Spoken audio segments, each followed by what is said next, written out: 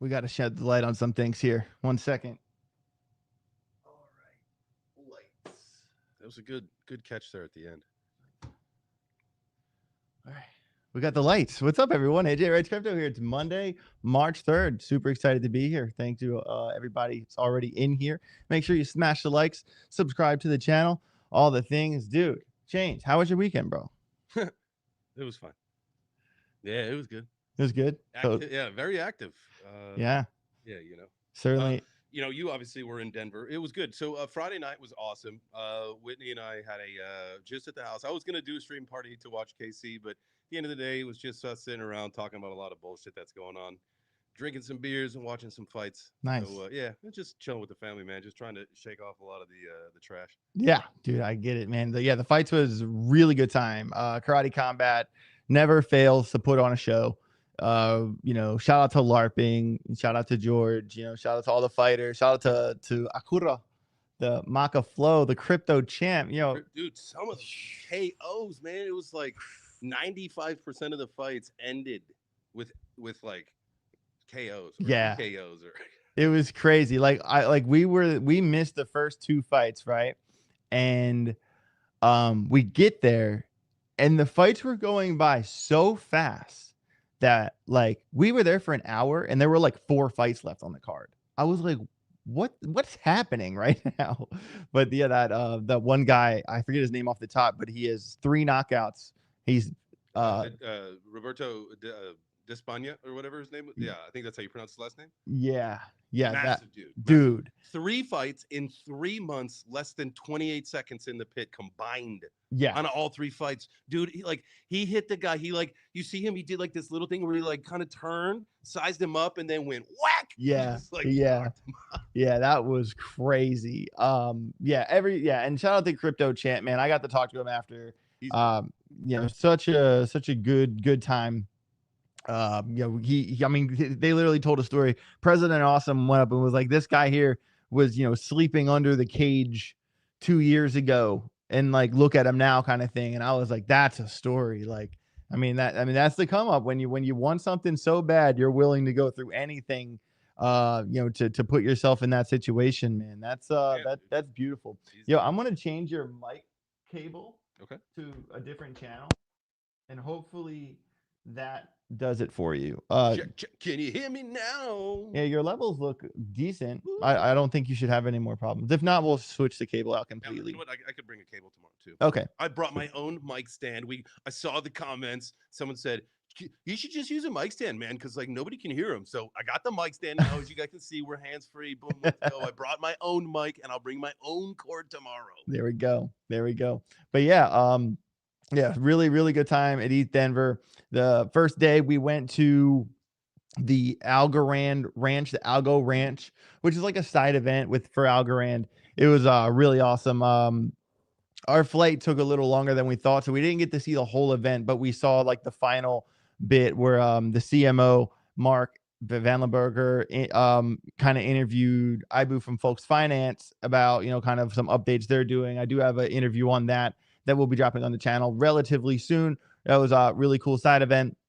Spent some time in Denver, met a lot of really good people. It was just it was a good crypto conference. It was like, I felt like because it's such a long conference that it's like a 5 or 6 day thing. Well, don't they do? It's like 2 weeks over in total, right? Like there's the hackathon that goes for like a long time, and then you get to the conference where it's more of like what we know, like the community style aspect of it, right? Yeah, but my problem with is that it's so long that you kind of like when you go to like Rare Evo, right?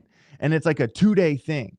You like want to make the most of those 2 days, right? But when it's like such a long thing, I feel like some people will only be there for like a couple hours, and they're like, oh, we'll come back tomorrow, and it's never like a full you know what I mean? I did kind of get that vibe. This was like the first, since I've been in crypto, it's really since I can remember at least. This was the first year I didn't see any videos of furries and like weird dancing. Like that's usually like the signature move of ETH Hey, Denver. what's wrong with furries, No, I bro? didn't say Are there's you anything. hating on my people? No, I didn't say there's anything wrong with it. I was just like, where were the videos? Like, I know Yeah. we all missed them. We all look forward to like that's what we look forward to during ETH Denver. If if we're not there, you look forward to the videos and the weird dancing, but Yeah. none of it. Like I didn't even see a dancing Eddie. I know there was some weird dancing at the Pudgy Penguins party. That was a good time. Shout out to Pudgy Penguins. They put on a pretty solid event. Was Luca and the team there?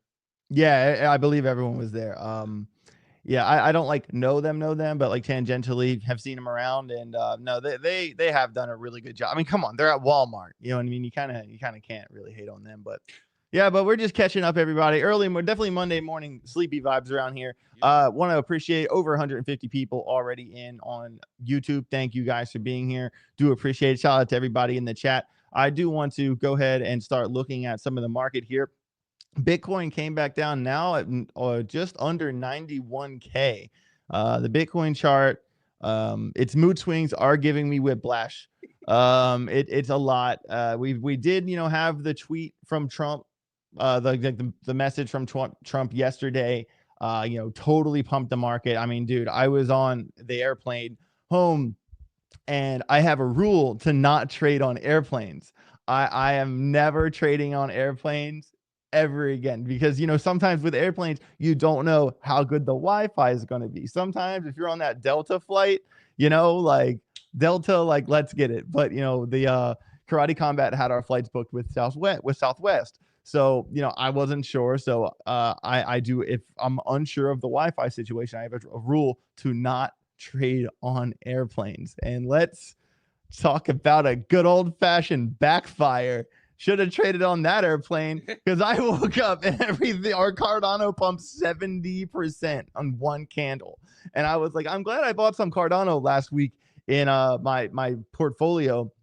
And I obviously will be doing another large portfolio by sometime this week and an update on that portfolio.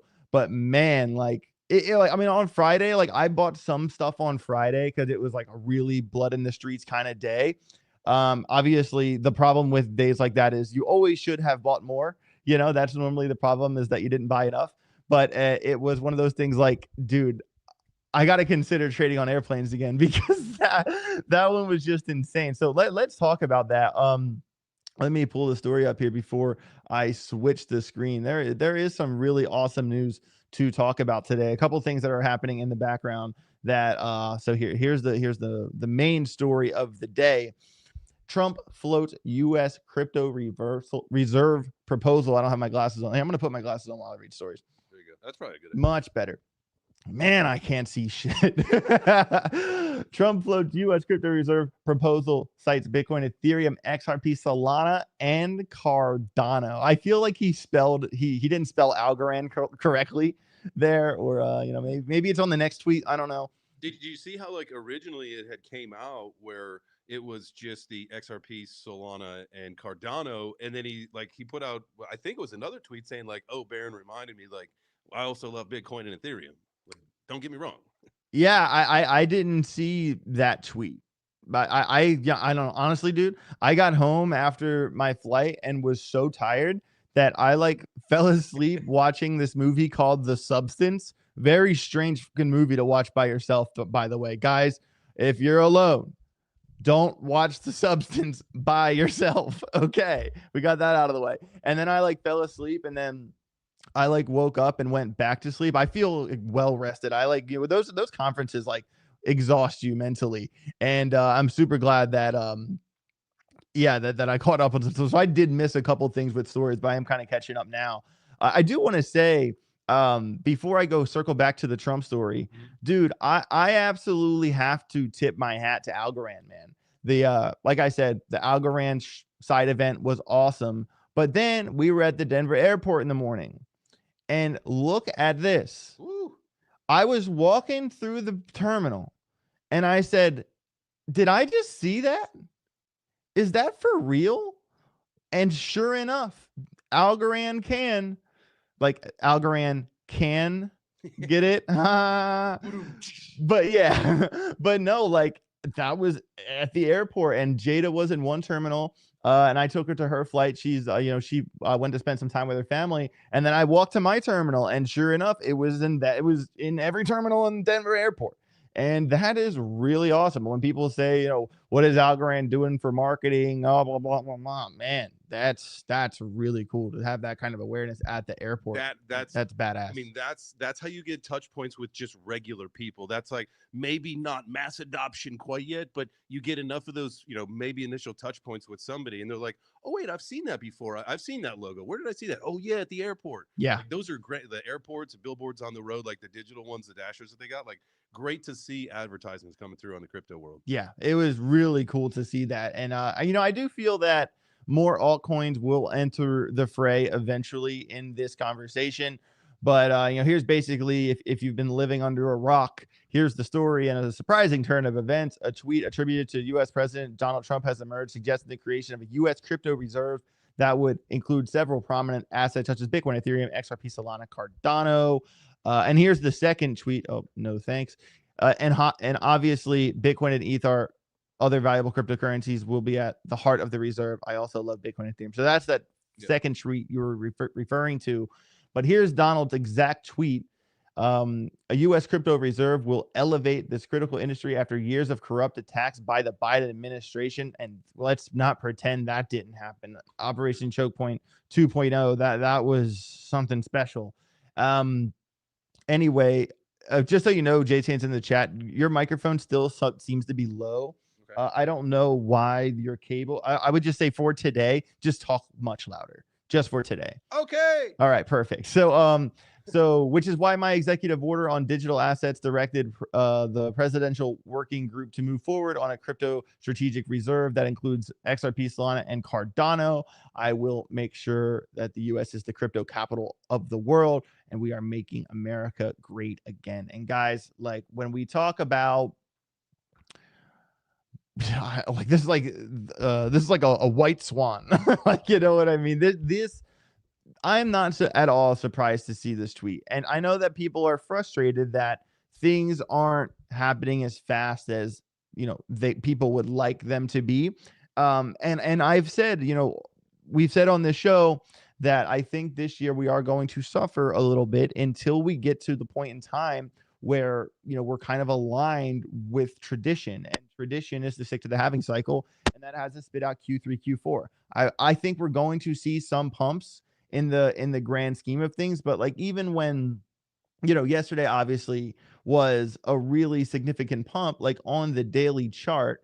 As I'm saying this, I'm trying to pull my overall Cardano chart up. There it is, but then I clicked too far the other way. But yesterday, like in the grand scheme of things, guys, it wasn't like when you kind of zoom out on Cardano and look at the big picture.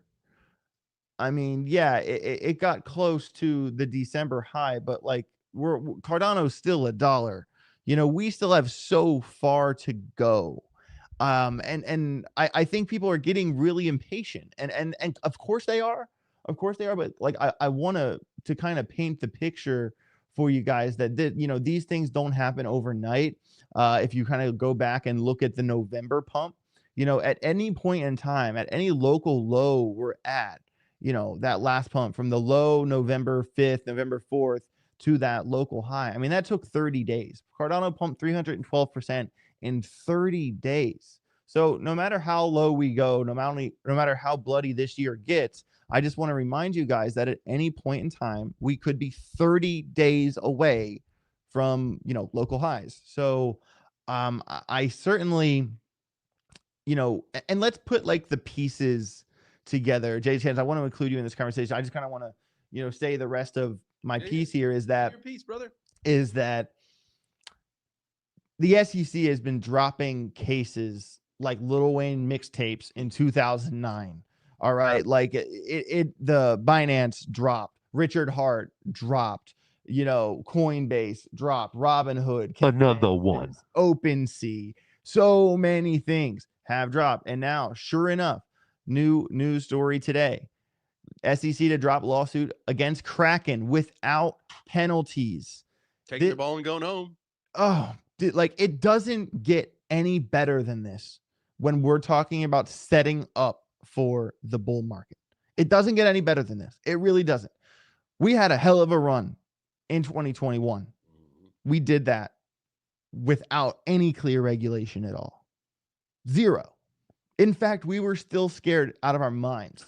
That's true. And now we've all those cases have been dropped. Dude, and we have, not only have they been dropped, we've got like the full faith and blessing from like our president, the administration, everything. Like this industry is moving forward. And it's just wild to think that people were selling last week. Yeah. Yeah. I mean, as all this started to happen, I mean, that's what I'm saying. Like, even when we did the stream a couple of days last week and the week before that, I'm like, guys, like, now is not the time to run. Now is the time to double down with conviction. Like, the stage is slowly being set. And thank you to Karen Harris in the chat for pointing out that the State of the Union tomorrow night at 9 p.m. EST. Certainly look forward to that. And she also has a question. Are there any SEC lawsuits outstanding? Maybe Jay Chains, could you ask that to ChatGPT? Yeah, if there's any SEC lawsuits. Right now, it's just we're waiting for the final stuff for the XRP thing. Right. I believe, and I'll look for some of the smaller cases. Also, don't forget, and you talk about the State of the Union tomorrow. I believe Friday night is like the crypto thing, right? There's a crypto event at the White House. Yeah, I saw some news. March 7th? Yeah, I saw some news about that. That's coming up. That's this week. I knew it was March, but I didn't realize it was this week already. I mean, February kind of flew by for me. I have lost track of time a little bit more than I'd like to admit. Doomser says yes, so I would imagine that you're correct on that. Do want to say I got over 200 people here watching on YouTube, bunch of people watching on Twitter as well. Thank you all for being here. Really appreciate it. Make sure you smash the like button, subscribe to the channel. Obviously, I got a bunch of charts that I'm really excited to show you guys, some opportunities that you don't want to be sleeping on when it comes to the trades, and a couple other news stories to hit as well. All right, so other stories that are very interesting. So Coinbase, Coinbase got the SEC case dropped, but I don't think they're done. Coinbase Exchange challenges SEC with demand for transparency on the cost of the crypto crackdown. Understand that everything Gary Gensler did, all of those cases, all of those 4 years, Wells notices, and basically being Elizabeth Warren's puppet with a sword. Coinbase wants to know, hey, where are those records? Where's that money? You guys have been doing this for, like JT said, for 4 years. How much did that cost the American taxpayer? And I think that if you kind of consider, the whole Doge thing, I don't know if how many of you watched the most recent podcast with Joe Rogan and Elon Musk, the most recent one. It's a must-watch podcast. If you haven't watched it after the show, I mean, just go put it on in the background. It's a longer one, but check it out. It's a really good one. And kind of going into you wouldn't believe how much money was just being wasted, and how and what they're doing now. It is one of those deals where, it's absolutely insane how many billions and billions and billions of dollars were wasted. All right. So I think the SEC is completely in the right by coming out and saying, hey, where's the transparency here? Seriously. I think there needs to be more accountability in terms of the government, and we're getting that. We're getting more and more of it, and this is only going to make the American machine run that much better when lean and mean, baby. Let's get it. Yeah. So, yeah. According to our friends over at ChatGPT, like we said, we've got the Ripple case. The appeal is still kind of outstanding there, and then Binance CZ, that is on pause right now. Other than that, everything else has been withdrawn. But I know Binance has put the on-off ramp back on Binance US, so that's a bullish sign. But they're still trying to finish that case, is what you're saying. Yeah, it's probably one of those same kind of things where what we saw with XRP, the writing was on the wall, and they said, within the last 6 weeks of 2024, they inked more partnerships here in the US than they did the previous 6 months, right? It's like, we know what's coming. Just let's start moving forward business, because business continuity is like what's really necessary right now, so that we can just kind of hit the ground running as soon as they say officially like it's done. Right. And then this is this thread here, pretty interesting from Paul. Obviously, Paul Gruel has been chief legal officer at Coinbase. And this is, kind of the tweet thread that this article came from. Basically, we know that the previous SEC regulation by enforcement approach, how much it cost American innovation, global leadership, and jobs, but how much did it cost the taxpayer dollars? Today, Coinbase submitted an FOIA request asking the SEC to explain how much its war on crypto cost taxpayers. What do we hope to find out? How many investigations and enforcement action were brought? How much they cost? How many employees work on these investigations and enforcement actions? How much the third-party contractors were used? Stuff like that. We also want to know more about the SEC's previous infamous crypto assets and cyber unit within the division. What was their budget? How many employees worked on that? How much did those employees' hours cost? We'll never stop fighting for government transparency on behalf of our customers in this industry. It may take time to get the full picture, but I think we're going to do what it takes, and you can read our request here. So, hey, big. How long do you think the Freedom of Information Act procedure is going to take them to actually follow up with? I don't know if there's a timeline on it, but it's interesting. It could be, like you said, it could be in the billions. Yeah. I mean, it has to be in the billions. There's no, of course it's in the billions. And this is just another one of those deals that, and here's I saw more stories about this. The updated 16 minutes ago, Senate vote on IRS crypto tax rule approaches. The U.S. Senate is scheduled to vote this week on a proposal to repeal the IRS rule that targets crypto transactions and DeFi. This rule, which was set to enforce stricter tax reporting on digital asset sales, has stirred significant pushback from the cryptocurrency industry. Of course it did. Yeah, seriously. Oh, dude, you guys don't want to know how much Uncle Sam, bro, that guy is a thief. Anyway, the legislation seeks to balance innovation in digital finance with regulatory compliance, reflecting broader discussions and regulation in emerging financial technology. So, and the overall, the brief tweet here is the U.S. Senate to vote this week on repealing IRS rule threatening DeFi and crypto. And I feel, I'm just going to go ahead and say it. I think that vote this week is going to go our way. I hope so. Yeah, man, I hope so. And also kind of think about the implications, dude, because Trump has been, kind of executive order this, executive order that, kind of, taking it upon himself to use the power he has to run the show. But if the Senate is aligned with him, we will find that out this week. Oh yeah.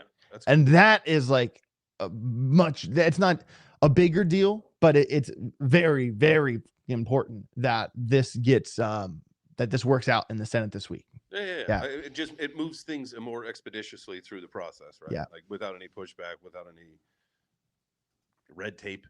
Yeah. Bureaucratic red tape that we know our government is just like so good about. Yeah. And I gotta say that our government is working on a handful of things inside of crypto that, I gotta say, I'm impressed with they're pulling off. This right here. U.S. to return $8.2 million. To be fair, $8.2 million isn't really that much money, but to the victims of financial fraud, that's a lot of money. Yeah. That's a lot of money. And I know that regular people, right? Those are everyday people that got caught up. Mm-hmm. And I know what it's like to get hacked. It's not fun. It's not cool. It's very helpless feeling. And, bravo to the U.S. for returning that 8.2 million in crypto. Here's the story right here. So it was confiscated from a network of scammers who operated fraudulent investment schemes. Excuse me. The FBI identified at least 33 victims who lost a total of $6 million.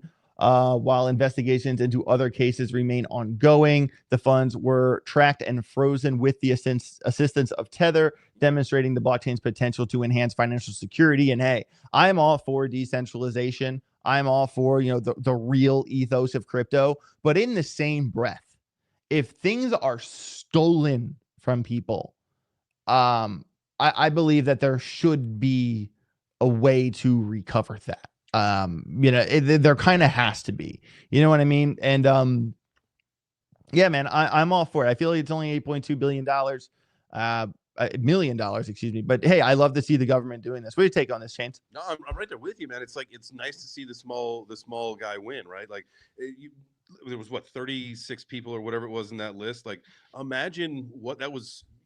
We all heard the stories where somebody got hacked and they lost their life savings, and it is like emotionally like wrecked them, right? Mm-hmm. So the fact that maybe we've got a way to now recover some of this and really mitigate some of these kind of problems. And you talk about decentralization, and this is something we've talked about. This you and I have talked about. I've talked about this on my show too. Decentralization is great, but it's not for everybody. Centralization is the necessary evil in order to facilitate this ecosystem as everyday life. The decentralization route is where the select few, or when people are ready to join, like into like a little bit further into the ecosystem, Mm-hmm. that's when you take that upon yourself. But centralization and centralized entities as the on off ramp for everybody, or at least where you get your first touch point, Mm-hmm. that's where you go. Yeah, and I wasn't going to say anything, but Grant Goody Franklin in the chat just spoke up. He said I got hacked this week, and AJ was there to help. Yeah, so Goody is on my payroll. He helps me with a lot of stuff, helps me land my deals, helps me make content, edit some videos. He earns the spot. He earned a spot with me, that's for sure. And long story short, he clicked the link from someone he thought was someone they weren't, and it was a link for WeChat. Oh, really? Like the other Telegram, WhatsApp, but for WeChat option. And what it did, it was a really actually advanced hack that guys, like, this isn't just a thing like typing in your MetaMask password kind of thing. This hack clicked on, it gave them access to his desktop, to his entire desktop. Wow. And they drained everything. Oh man, so Goody, sorry to hear that, brother. Everything. That's another thing why centralization, like the more centralization, or at least as our industry grows, like we need to find ways to mitigate as many scams as we can. I know that there's always financial scams and schemes and frauds and all that stuff, even in the traditional sense, but yeah, it's just too rampant. It's too easy right now. And I think, unfortunately, that's what some of the regulation and some of the things that are, again, necessary evils that we need in order to clean it up a little bit, because it's just too easy for scammers to get access. Yeah. And dude, seriously, like, of course, like, make sure if you're not using cold storage that everything is 2 or 3 FA'd, as in 2-factor authentication. Like, you have to get my phone number, like my email address, a backup thing, the authenticator app. Like, there's a lot of stuff, a lot of steps that you should do to protect yourself. If you're just doing a face scan and that's it, like, you're kind of leaving yourself open. And if my own mom sends me a link to download something, I'm just going to Google search it and look for it myself, because obviously if someone wanted to target my money, they'd probably do it through my family. So, or, hacking someone in a friend or family's phone, sending me a link from them, thinking I'd click on it. And these are things that happen. You know what I mean? Like, you got to understand that, like, people get targeted. You know what I mean? So you got to be vigilant and very smart with your money, and aware of the things you click on. So yeah, that was a bummer. So definitely be careful out there, ladies and gentlemen. So, and also I do want to pivot. We got a lot to still go on today. But I do want to hit some charts first. So, yesterday we did see a wake up in altcoins.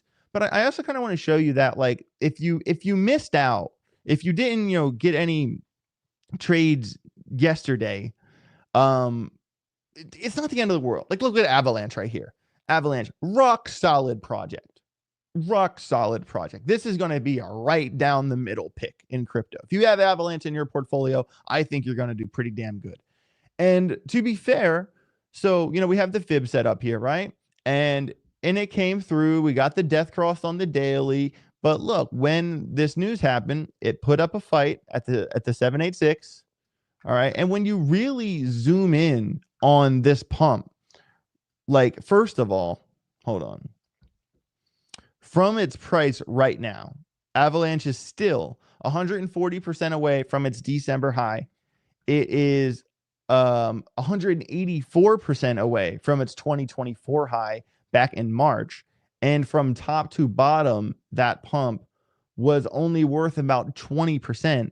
And it has given some of that back when you zoom in on the 2 hour. So, like, yeah, there are picks that did better than others. Obviously, I want to look at the Cardano chart as well and a handful of other charts. But when you kind of look at the grand scheme of things, like, you didn't really miss out that much if you bought here instead of here. Yeah, when we're talking like long-term bull market. So I just say these things because I don't like when people feel that they completely missed out, because you didn't.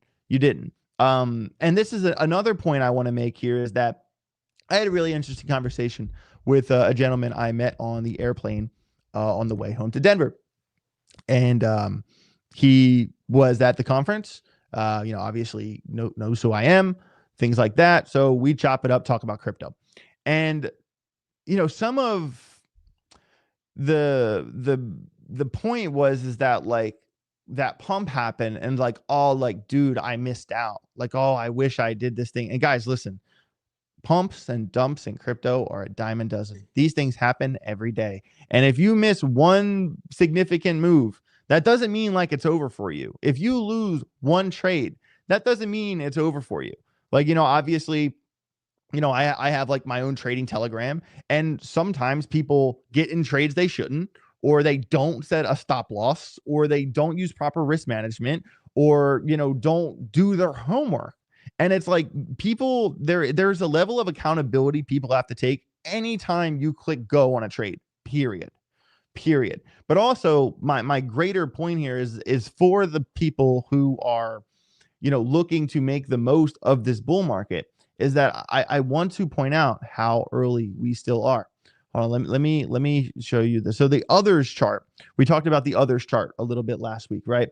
And the others is simply the total crypto market cap when you subtract the top 10. All right. So the total 3 chart is all of crypto minus Bitcoin minus Ethereum. But I like using others to have an overall chart for altcoins now, because when you subtract the top 10, you're also eliminating stable coins from the equation. And you're also eliminating, the Solanas, the XRP, like the really heavy cap, altcoins. Even if you really fast, if we went to CoinGecko, so the top 10, so we are eliminating these. So Tron with 20 billion is the first coin. And then, then Wrap Bitcoin and Hedera 11, 10 billion, Chainlink 10 billion, and then it's just down from there, right? So when you look at the others chart, you are really looking at a more accurate representation that is kind of like the barometer for the health of all altcoins. All right. And guys, like right now, you can't really see because of the big support resistance line from back here. If I scrunch this over, there's support resistance here. We kind of got rejected a little under here. We got rejected under here. And that is the line where the price is right now. As you can see, it's aligned with that support resistance at the moment. And guys, we didn't miss that much. All right. So if we go from others, from where we are right now to the point of control on the visible range volume profile, that's a 34% up to the point of control, and to the December high, an 80% move up the hill to the December high. And I believe, no, that is not the, so you have to understand that the Bitcoin all-time high obviously is higher, but the others all-time high has still not been beat from the top in 2021. So you have to understand that about that. That's a really big point that people are completely sleeping on when it comes to crypto, is that, oh, the total crypto market cap is up higher than it's ever been. Bitcoin's higher than it's ever been. But when it comes to altcoins, like, that are just the collective of altcoins, we are not there yet. We are not there yet. And to be fair, the others chart as in the total crypto market cap subtracted without the top 10 included, has never gone over $500 billion. Not once. Wow. Its high is 389 billion. So this chart is the one I want to see get those God candles. And, obviously, people kind of talk, kind of cup and handle setup. We did kind of have a slight rejection, maybe like a double handle type situation. But there is, my hope is not lost yet, nor will it be in, unless we get to the end of 2025 and we see zero fireworks, then I'll be scratching the back of my head. But until then, like I said, I feel that we are going to have a bumpy road leading to the rest of this year. Why? The others chart is just now getting the death cross on the EMA, where the 50 EMA crosses the 200 EMA. All right. And to be fair, from the bottom of the wick to the top of the pump, others pumped about 22% in 3 days, and now is only 12% up from that wick itself. So if we kind of wanted to, kind of extend this over and kind of make this the trend line, something to that effect, losing this trend line and then losing 217.25 billion for confirmation, that will be, all but confirmed a complete breakdown for altcoins. Hopefully that doesn't happen, but when you're looking at the death cross on the daily, you kind of got to be a little weary that, I mean, let's look at Cardano. Right? So Cardano has been a stronger coin, a much stronger coin than a lot of the others. It did have a proper breakdown into the 618. And guys, 618, when we say the golden pocket, that certainly was the golden pocket buy center for Cardano. Anytime in, all of 2024, if you could get Cardano, below this level, obviously that was a 20% move. If you got it at up here, that was a 100% move. All right. If you got even this wick right here, that was a 30% move. And the most recent one from the fib level, not from the bottom, but the fib level itself, an 81% move. And now if you're still holding it, it's a 47% move, 48% move. And also clear as day on the chart. Look at this. Price is going down. Anchor wave, trigger wave, bullish divergence on the daily.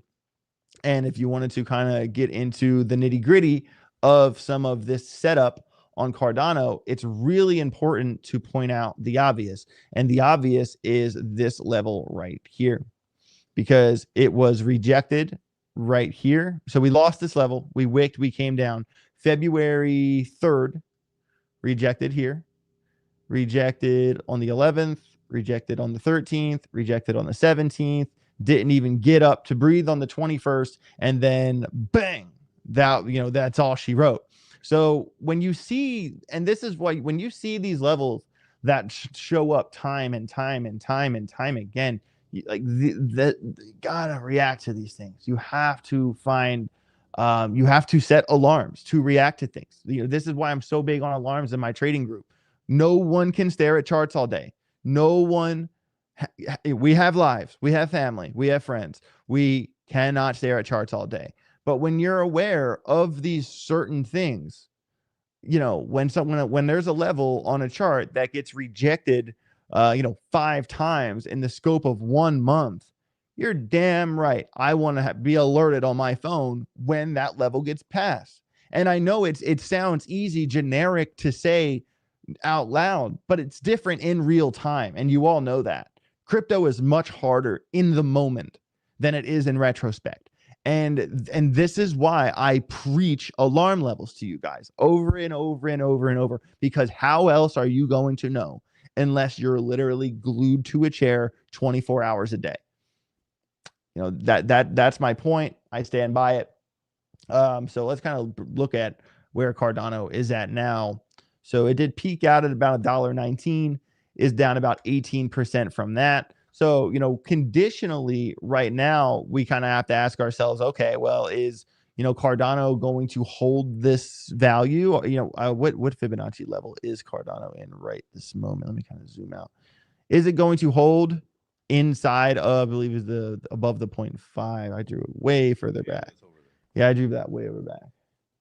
Yeah, right now it's above. It's above the 382. Okay, I'm glad I looked back, and it's below the 236. So, is it going to maintain? Obviously, the loss of this fib level would be 99. If it goes under 91 cents, or just say 89. If it gets into the 89s, we will have officially lost this level, and then the next fib level down, which is also the local top from March of 2024, that's at 78 cents. So, there is that kind of implied 12 cent drop in the event that happens. So, how am I going to personally navigate this trade moving forward? A couple of things. I was looking at an ADA setup myself here on Bitunix. I'm not in any positions right now, but if you go to futures and you look at futures trading, Cardano right now has $3.3 billion in leverage volume right now. It goes Bitcoin, Ethereum, Solana, Cardano, and then XRP, Trump coin with almost $1 billion. And then, everything else is below that in the futures. And that is more than enough leverage volume. So right now I am looking at Cardano. I will be doing a full breakdown of Cardano in the Telegram group today. If you want to sign up for the Telegram trading group, send me an email. It's down below in the description, ajalphagroup@gmail.com. Certainly looking forward to the members only. I think I'm going to do 2 members only live streams this week because we missed the one last week because I was traveling in East Denver. I think I'm going to do one on Tuesday, tomorrow, and then I want to do another one on Friday to make up for that. So any of you new traders in the Telegram group, if you have questions, if you're learning the strategy, I do an open Q&A in every one of those members only groups, and I go a lot more below the surface and talk about all the trades I'm giving to the Telegram group directly. And so I am about to do a complete breakdown on Cardano today, how to navigate this going forward. And of course, if you want to sign up for the group, ajalphagroup@gmail.com. But basically, what I will say is that obviously the biggest alarm on Cardano is 90927. I'll give you that much. 0927. 927. Why? So we come up, we have this insane pump. All right. And then obviously this level becomes pretty important as well, because this is the first floor it made. And now this is like kind of the bottom of this range, right? So, and then it wicked, it came here and then it wicked here again. So 2 times now, Cardano has held 0927. Well, what are the implications if it was to lose that level? Okay, let's think about it. First of all, when you look at Cardano, from basically February 1st, or even if you look at Cardano from the beginning of this year, from 2025 included, there is a lot of volume up here, and that's strong because we ranged in here. It's also important to know that we're above 95 cents now, but you guys can't see it, but you can right here. Cardano bounced off of this level back in January at 88 cents. 2 separate times Cardano bounced off this level. So that if we were to lose 92, that 88 cent level would be a target. And so from 92 to 88, we're looking at about an 8.3% short. And although the point of control is further up the hill when you zoom out, obviously when you zoom in, that more local range is going to, once it recalibrates, is going to pull the point of control, further back down here, like it just did, because you have to understand about the volume profile. It's the visible range volume profile. It's only going to give you the volume profile for the last candle all the way on the left inside the visible range. So if you're talking about really local stuff compared to, are you looking at a couple months or a couple years or what have you, right? And what's interesting about this 92 is that there's really not much to hold it up, especially when you look at the volume profile. Like this is where 92 is, right here. All right. And then obviously there's a shitload of volume all the way down here at 80 cents. And say we went short from 92 and it came to the local point of control. That's a 13% short. I don't think Cardano is going to give all of those gains back, but I wouldn't be surprised to see it come down to 88, maybe 83 cents, because this level right here that we talked about earlier, how many times Cardano was rejected from that level. I wouldn't be surprised for that level to become the new floor. So that's some of my insights. I have a lot more to say about Cardano, but like I said, I am going to do a complete breakdown of Cardano in the Telegram group just here in a little bit. So, ADA to the moon, man. ADA to the moon. Never once. Don't turn your back on Cardano, man. So, James, you're bullish on Cardano, right? I mean, sure. I don't own any, but sure. Yeah, that's not, it's not that I'm not bullish on it. And actually, I got some friends that are building on the Cardano ecosystem. Love to see all that stuff. It's just, and I hold a lot of ADA NFTs. I just did a diversification in a different strategy for my portfolio. That's all. Yeah, for But sure. hey, as long as we're the ADA gang, we're cool, baby. Hey, ADA gang for life.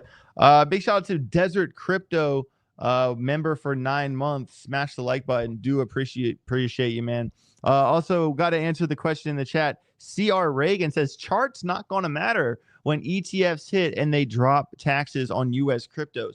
I mean, I think charts always matter because like I said, you can't stare at the screen all day. And if you're an active day trader, you need to set alarms when significant occurrences happen.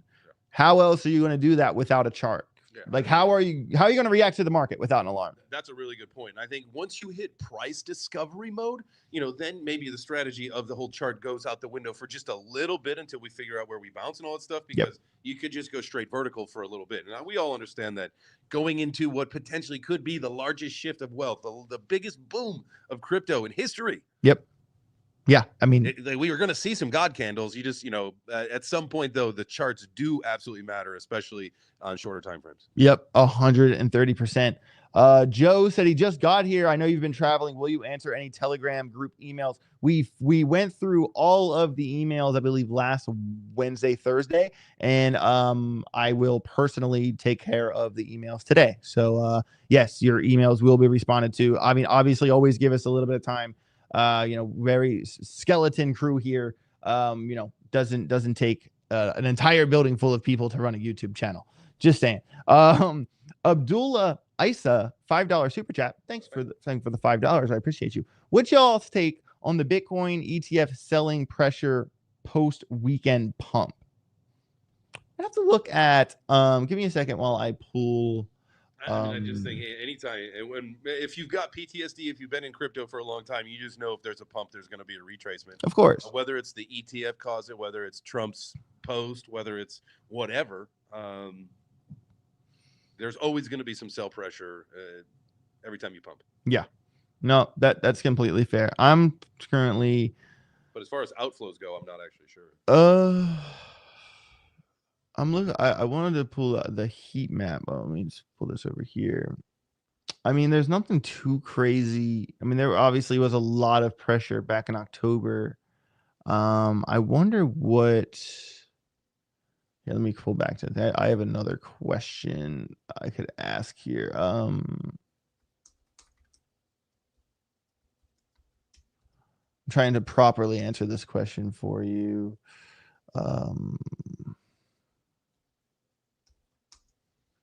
Sorry, getting all quiet here. Oh, that's all right. Make sure you guys smash that like button while AJ figures out whatever he's figuring out. If you like crypto, if you like bull runs, if you just like making money, if you just like to like. So what I was looking at is open interest, as in, how many trades are open? How much money is there open in active trades right now? All right. So the open interest changed the past 24 hours. All perpetual futures up about 1 to 2, little under 2%. And then here's the breakdowns by exchanges. And I don't think there's any too much here that's really out of the norm. So I don't really think that. I mean, obviously, dude, like when there is a news pump like the one we saw with Trump, of course. I mean, literally, we basically covered this exact thing when we talked about the Cardano chart a moment ago. You know, I know the chart's very messy at this point, but like we have this one candle on the 12-minute chart, and within this is a 2-hour chart, excuse me. Let me go to the 12-minute chart to give you an exact time frame. So from this singular candle to that top, it was an hour and 12 minutes. It pumped 78%. And in a matter, and then it retested, and then in a matter of 8 hours, it pumped 82%. 82%. That's wild. That's so season.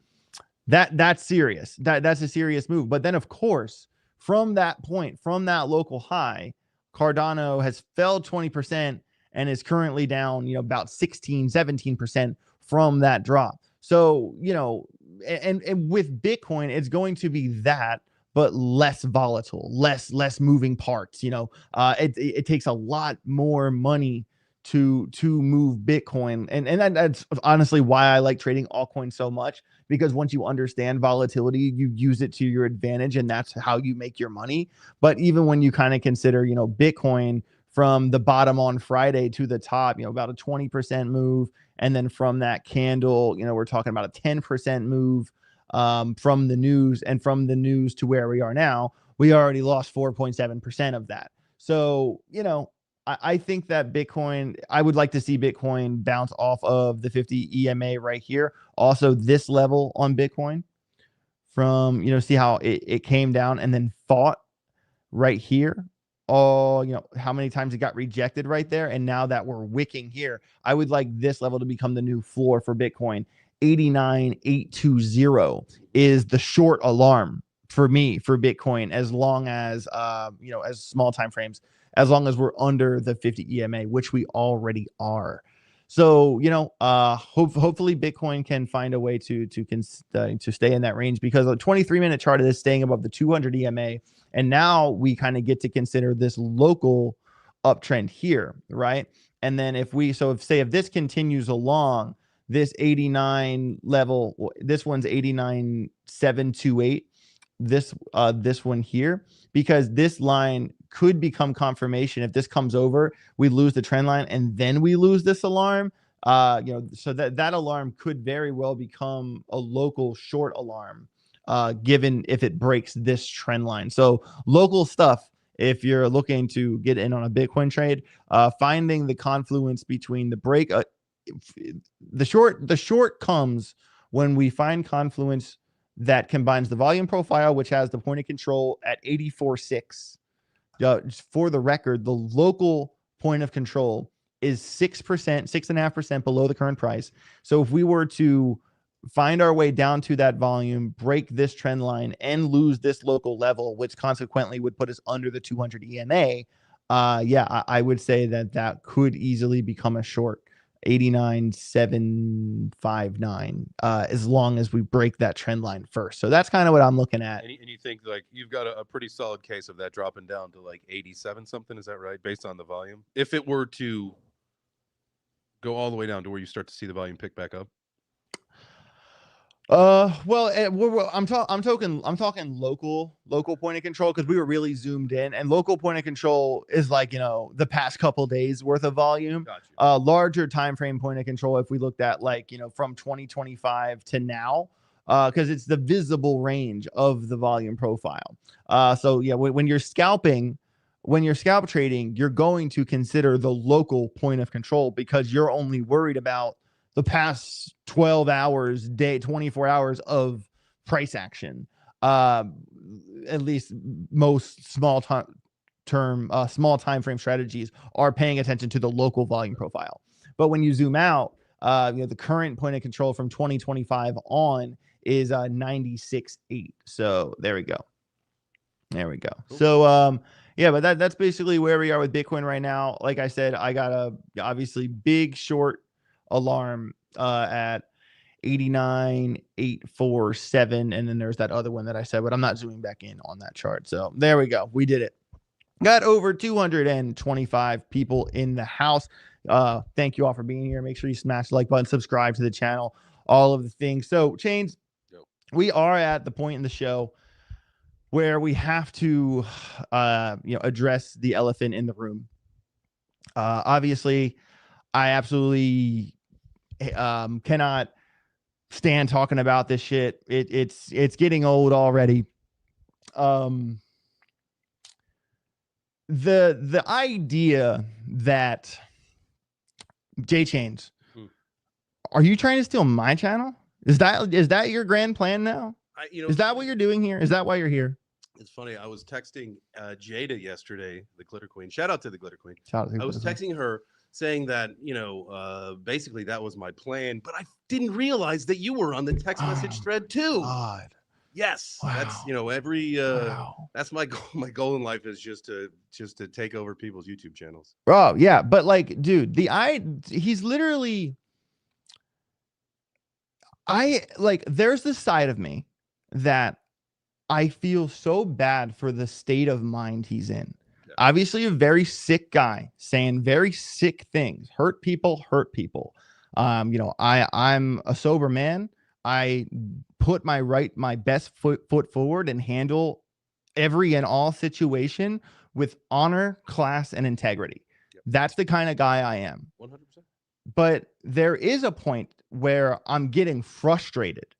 And like, yeah, like, does it get under my skin? Of course it does, to a degree, because if someone's lying, flat out lying and threatening me and saying all this crazy stuff, like, guys, like, he's so delusional. He thinks that all of the bad comments on Twitter are from a lawyer's bot farm. No, they're just people who care, that are like, dude, get help, dude, get help, dude, get help. Yeah, it is a challenge, man. Yeah. I really kind of hate even talking about this because we're talking about someone's absolute mental health, and it's tough. Yeah. Ben's been a friend of mine since 2018, right? We've been homies since then, but like he's crossed a lot of lines with me. I don't really want to talk a whole lot. I want to give a whole lot of details, but he has said some pretty nasty things that if you guys saw what he was saying to me in the background. Yeah. If we get to the day, if it comes to the point where y'all see the text message he sent J Chains, there's a lot of them. Y'all would lose it. There's a lot of them. Y'all would lose it. And it is really important to say, like, I can't believe that, like, somehow, some way, dude, I don't even know who Andrew Gordon is. I have no idea. I know he's a lawyer in crypto. I don't know who he is. And for him to say that, oh, our plan was to take over his company. Like, TJ had a stake, a 33% stake in Hit Network. I don't have any stake in BitBoy Crypto. And I'm the sole owner of AJ Wright's crypto. No one owns a single percent of what I'm doing. And trust me, I'd rather have my business than his any day of the week. Like, and guys, you have to understand that, like, I understand that he can't stand not being the center of attention. That's 100% Desert Crypto. And I know you're not a fake person. You're a very real person I've had on my channel. And the delusion of everyone who hates me is just a bot. Everyone loves me. Everyone believes everything I say. Like, the layer of and I understand Marsh saying stop giving it attention. Okay. And I fully intend on doing that, guys. I fully intend on doing that. But when someone is lying and is like trying to bully me this morning, here's the email I got. This is Ben Armstrong, guys. Hold on, where's it at? Oh, let me put it completely on the screen. Still feeling tough? Just wondering about those checks you can't cash, bitch. How was the last day of your career? Thank you, Ben Armstrong. That's Ben. That's Ben right now. Not that guy that was my friend months ago. It's like this other guy that took over his body and is being he's being a bully is what he's doing. And he's got a very sick mind right now. It's disgusting, dude. How was the last day of my career? Oh, I don't know. It's March 3rd. I've already made about, $47,000 this month. It's March 3rd. I think the last day of my career is going pretty damn good. But what do I know? What do I know? And man, I just like, it's hard to see. Eric Osborne said it in the chat. It's hard to see someone you care about do this stuff. Well, And it's even harder when they attack you for no reason and they lie, and it's just nonstop, right? Like it's just what is, you lie, whatever. yeah, It's frustrating. and like, I completely plan on not giving it attention. Like, he literally does tweets about me. I respond, and my responses get twice the likes of his original post. Like, I've already proved my point. I'm not going to get in a Twitter war. I'm not going to, stoop myself down to his level, because that would require me to go in a state of psychosis to do so. But at the same time, like, someone's not going to bully me. Someone's not going to dictate anything I do or don't do. I am a self-made millionaire. While he was focused on a lawsuit and focused on the past, I was focused on the future. The three of us moved into that office in Kennesaw before the Bitcoin ETF got approved. Okay. So like, if you wanted to focus on the right things, you had nothing but time to do so. But like, man, I'm going to stand up for myself. I am not scared of you, Carlos.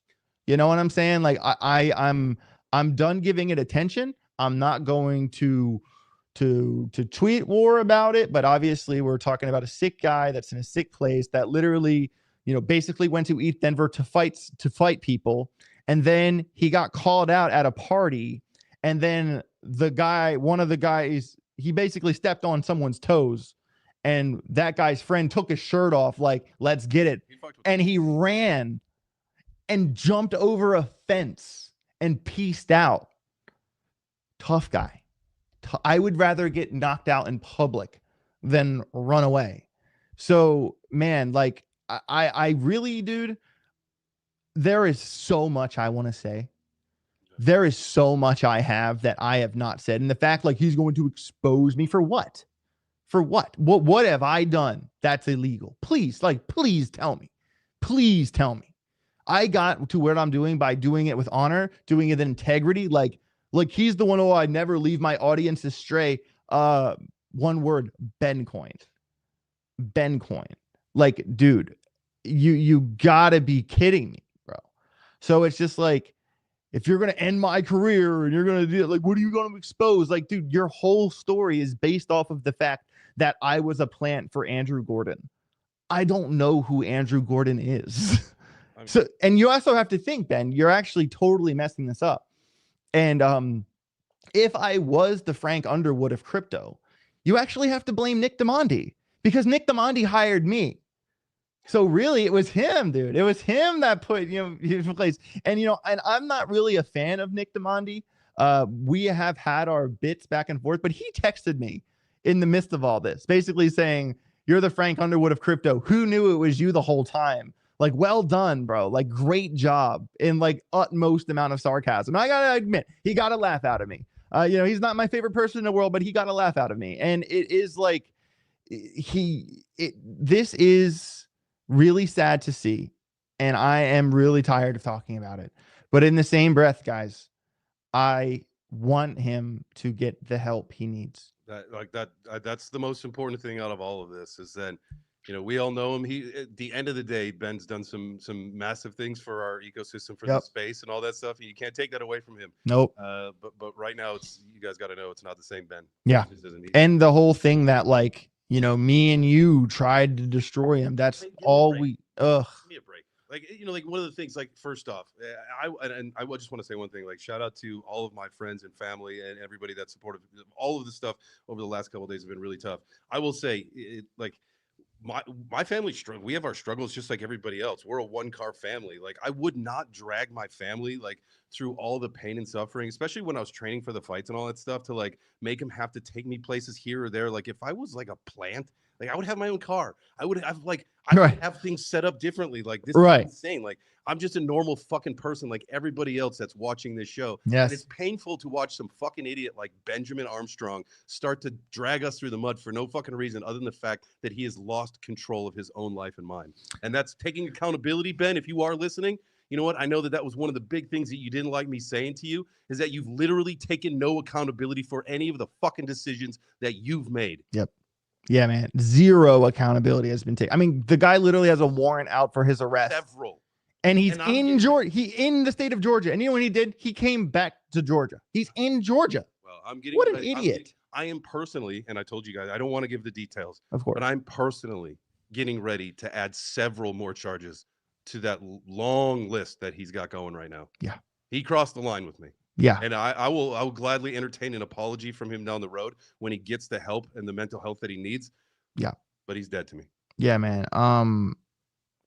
Yeah, it's sad. And Marsh says every time it's brought up, it's the last time, and then it robs the entire show. But Marsh, you have to understand that, like, when we're getting threats daily, when these things are happening daily, when we find out news like he has warrants out for his arrest daily, and like he's on Twitter calling me out and lying about this, and you know, on a fucking interview with Action that got 88 likes on Twitter, lying about how me and J Chains were always trying to get him to pump meme coins. Like, dude, shut the fuck up, bro. Like no, like I'm going to defend myself every single time.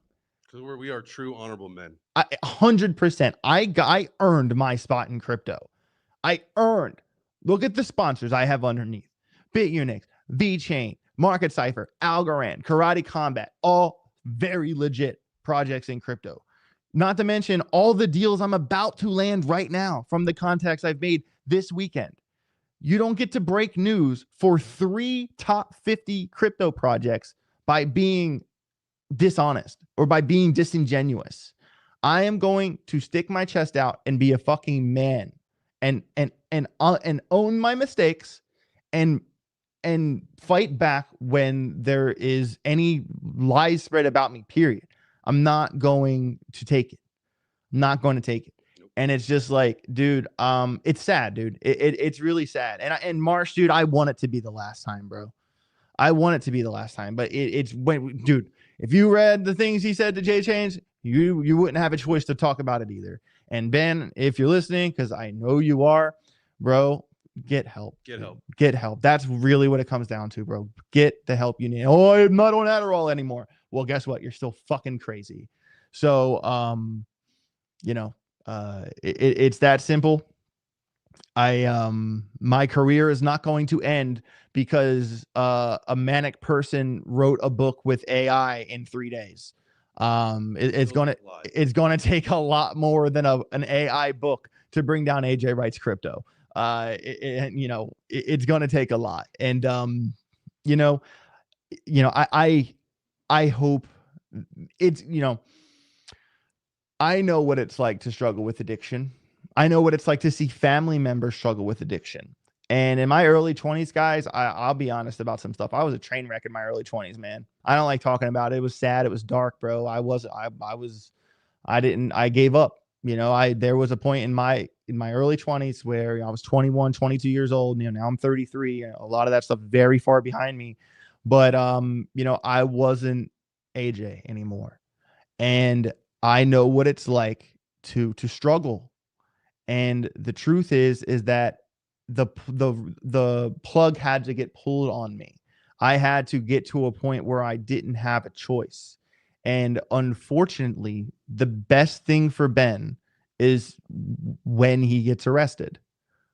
If he's in Georgia and there's warrants out for his arrest and he's literally taunting Cobb County saying, "Oh, I'm in Georgia," and tagging them, they're going to find you, bro. Like, what are you doing? You know, and it's just like, it's disgusting. And for people to even think that J Chains, that me and Jay, you know, we did anything to Ben.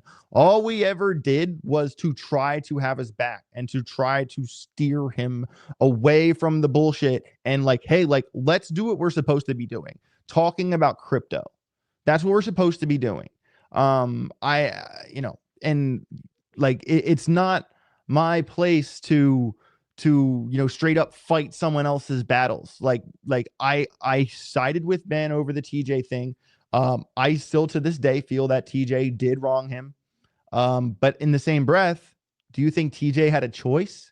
Look what we're dealing with. Look what we're dealing with. This is what TJ went through.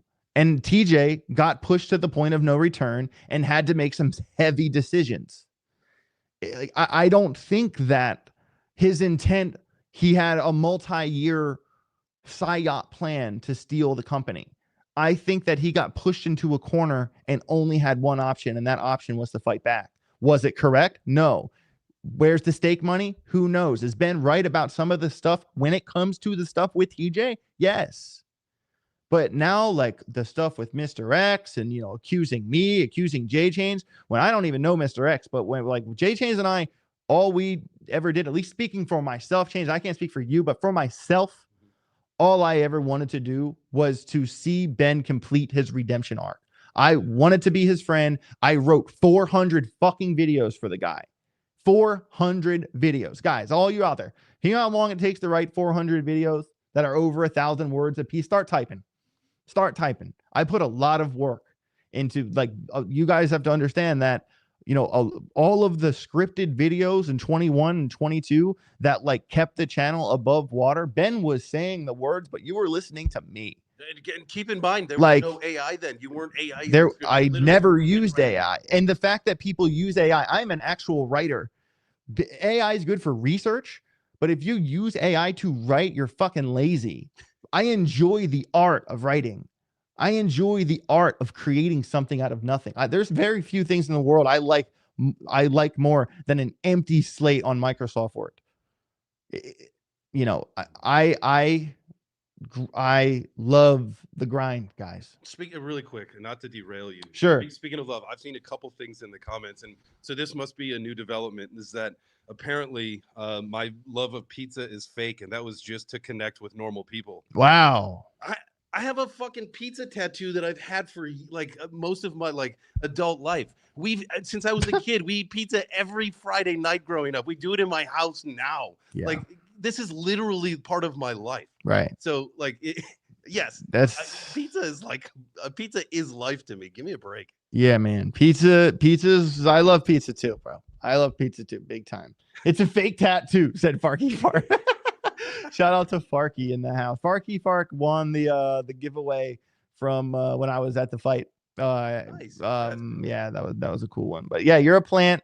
Apparently, I'm a plant, and if I'm a plant, you know, everyone's a plant, and you know, it is. I'm gonna leave that there. I feel like we've said what we wanted to say, and guys, like, if you want to watch this channel for drama, this ain't your channel.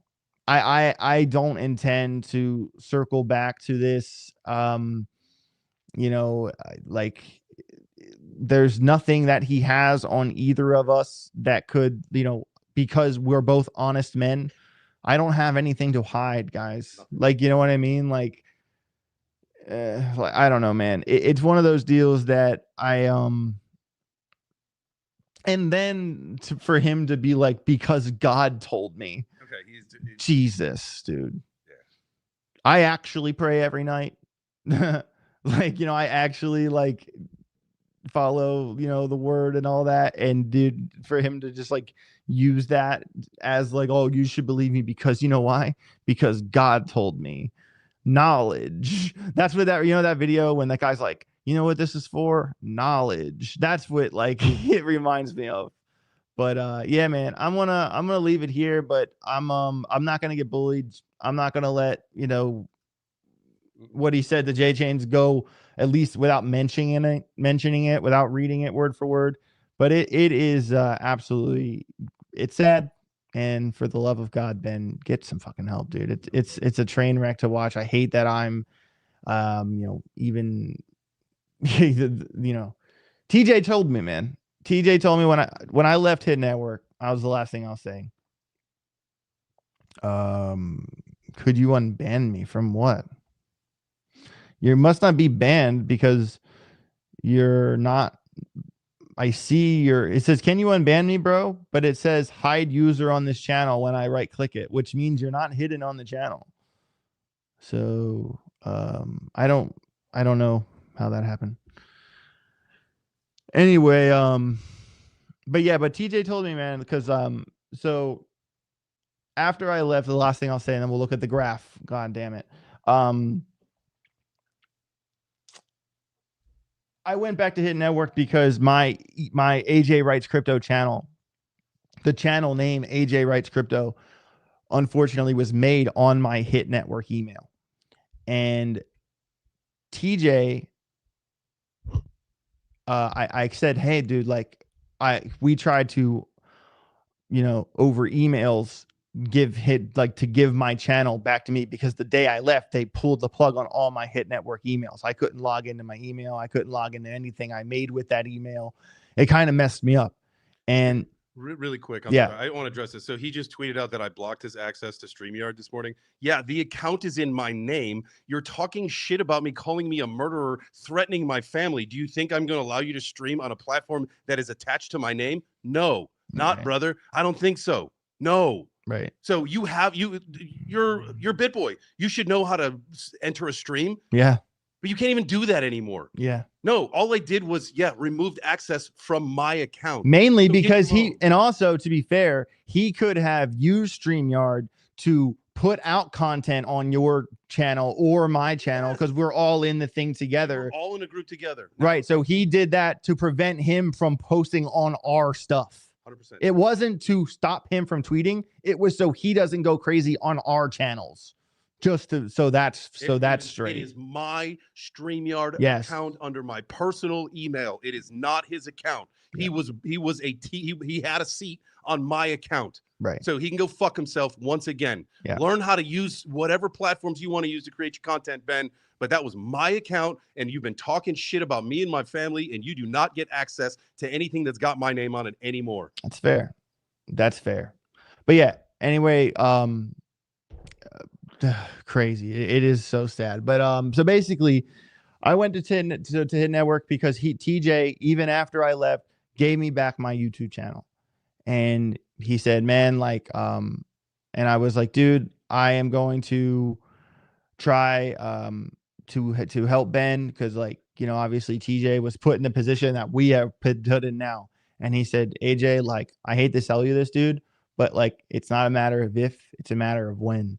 Ben will turn on you. Ben will run your name through the dirt. You will be the enemy, and he will make whatever he needs to make up to forge the moral high ground. That's the paraphrasing what TJ said to me. And I said, no, TJ, that won't happen to me. I'm above that. But naive AJ, I wasn't even thinking to myself that, Ben did that to his own family. There's no one Ben won't betray. There's no one Ben won't cross. It's all about Ben. He's the only character in his own movie, and he's the most selfish person I've ever met on planet Earth. And I hope he gets the help he needs. And I'm going to leave it there. Let's look at the graph. As you can see, it is pretty weak on Fibonacci, even below the 786, really fast. RL, thank you to the $20 super chat saying Algo fam. Do appreciate you. Big shout out to the Algo fam. And hey, I even have an Algo can for the set now. Yeah.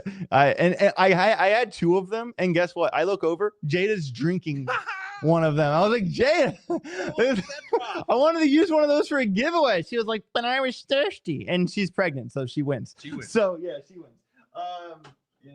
I hope it was a good drink of water there. But Algo RL, bro, thanks for the super chat.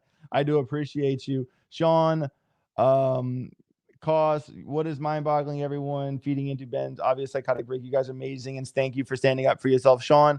We appreciate that. Thank you for, obviously seeing the truth. I mean, Sean, if you are a plant from Andrew Gordon, dude, please get out of my chat. But if you're actually Sean, and you're actually just the guy that's been in my chat for literally over a year now, dude, thank you for the love and support. We do appreciate it. The days of old, did Ben Armstrong rug Ben coin? What do you think, bro? Here, let's do this. That's my answer. Okay. I think you should look at the graph. All right, I will. And I got a $2 Snapchat from my own pregnant fiance. When graph pump. Yep. All right, Jada, I got you. See the graph. She's all right. So as you can see, the graph, it had its day in the sun in March of 2024, and it went to I think almost 60 cents Excuse me, 49 cents, 50 cents, because right here we were at the UFC fight when Sugar Sean defended his belt successfully in Miami, and I interviewed Sonny from VeChain that morning for the first time. And I remember thinking to myself, I should sell some of this, and then I sold some of it, but I didn't sell all of it. But of course, hindsight's always 2020. But and the graph, basically from October, that low in October of 7 cents to that, it went 574% in 142 days. This coin is capable of extreme pumps.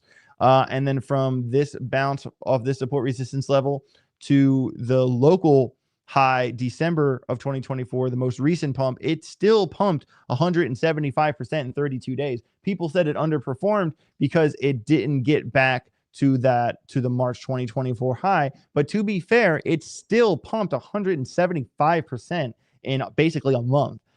So this thing has the fundamentals, and not to mention, you can kind of see how the price is going this way: anchor wave, trigger wave, bullish divergence. And when you look at the point of control, I mean, this is a zoomed out point of control. This is all the way over here is May of 2023, and the point of control is here. All right. So from current price to point of control, we're still talking about a 67% pump that would take it back to 20 cents flat, 20 and a half cents. That obviously would make a lot of sense. And also, I want to highlight that when it came after the March pump, it bounced off here once, twice, 3 times, 4 times, 5 times now. The graph has held support resistance at 11 cents. If the graph loses that support resistance, that would be really bad. But it hasn't. It's still holding it even now. So, I believe that it would make a lot of sense for it to respect this level again. So if it goes under 11 cents, that would be really bad. And even when everything else pumped yesterday, it still pumped about 18% in 2 days. So what I'm looking for is the graph to break this level right here, because we had, obviously this rejection, hit, could not get above this level 5 separate times for the life of this coin. It could not get above this level. And that level is 1486. So let's type that in. That is the alarm for the graph. 1486. We get above that level, we get through this low volume node, which is right here, and then we can get back into this previous range, because as you can see, this was kind of like the level it lost that caused it to plummet. So that's like kind of the lack of volume, and the volume profile sets right there. So so 1486. And how far is the graph even from that level? About 23% pump just to get to the level. And that level is like the 16-cent level for Algorand, if that makes sense. So when you kind of zoom out and look at it, I would say I wouldn't be surprised if this could be local low for the graph. If the graph loses, I'll type that level in right here. Basically 1098 0 point. If the graph loses that level, very, very, very sad. I think it's still going to have its day in the bull run. I think it's a fundamental project, and a lot of people use it. The indexing, querying, and everything like that. In terms of when, I'm going to have to stick with my guns and say Q3, Q4. If you kind of look from top to top, this last time, 272 days. I don't think it'll take that long. 272 days. I mean, 272 days is September of 2025. That makes sense. I feel that, it's probably going to be, over here somewhere, so I'm just going to draw that circle and leave it there. Obviously, I think the price can go higher than that, but that's kind of like the timeline of like the end of July. Actually, let me I'm going to fix this circle. So I'm going to say end of July. July 27th is my birthday. And then this is December 25.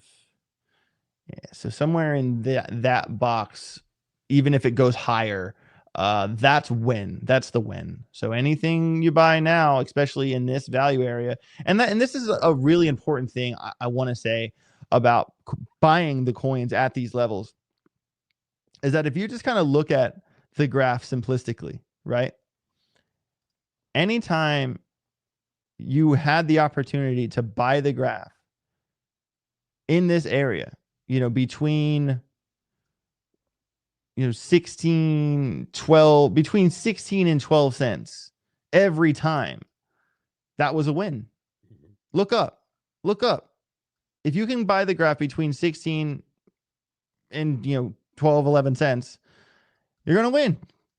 You're going to win every time. We're in the value area for this project right now. And I think it's not like my main DCA, but I'm still a believer in GRT. Does the lower highs between those two spikes concern you at all? Well, there's a lot of coins that underperformed. A lot of coins, dude, like Optimism, Avalanche, FET, Render, Near. They all, it's not the graph isn't alone in being a coin that underperformed. And to be fair, it does kind of give us a target for this downtrend, right? Because now we're kind of thinking to ourselves, oh, okay, well, this seems to be the floor. So this kind of looks like we're at the bottom of a triangle.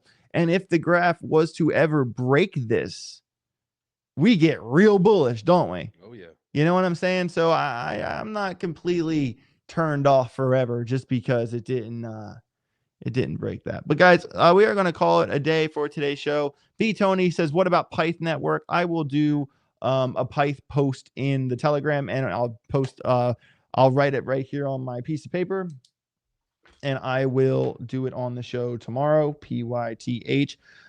So today in the Telegram group, expect a complete breakdown on Cardano, on Pyth, an update on the Cato, and maybe one other as well. I do really appreciate all of the positivity and the love from the people in the chat, from this core community here. You guys rock. J Chains, obviously I do appreciate me and you, our friendship, and having each other's backs, kind of pushing against the wall here. You certainly have been a voice of reason for me over the past year, and it means a lot that you're here with me now. And even after I am moving to Washington State, probably at some point this month or early April. And J Chain, we will still do content together. We will still live stream together. Just if we're not in the same room together, we will still figure something out. So for everyone who appreciates J Chain's being on the show, he's not going anywhere just because I'm moving across the country. So, and I know some of you were wondering that as well. So guys, you are awesome. The Grogger community, you are the best community in crypto. Seriously, there are peaks and valleys. There are peaks and valleys in every aspect of life. If it's friendships, if it's charts, if it's the money in your bank account, peaks and valleys. And I think right now there's a lot of valleying going on. There's a lot of valleying going on for sure. But it's important to remember what's important right now, and to always focus on that actively working on yourself. What can I do today to make myself 1% better? What mistakes did I make yesterday, and what can I do to rectify that? And how can I continue on best foot forward as a sober man making sober decisions? These are the questions I ask myself, and these are the things I'm focusing on. And the real friends in my life, the real people in my life, they have made it very clear who they are. Because, I have gotten nothing but phone calls and text messages, and even people coming up to me at the conference. How many people came up to me saying, you should be ashamed, and, Ben's right. How many people? Zero. Do you know how many people are like, dude, what the fuck's going on? Man, please get him and get him help. That's the conversation I have with people who matter. People bigger than me. People with more money than me, people with less money than me, people in general, everyone. That's the question they ask me. All right. So I'm not crazy. I'm not a plant. I don't know who Andrew Gordon is, but at the end of the day, this is all just extraneous information from the core problem. And the core problem is find your true north and stay on that path. And if the ship goes sideways, do whatever you can to get the ship back in the right direction. Bring me that horizon. Get rich or get wrecked. I love you guys. I'll see you tomorrow. Peace.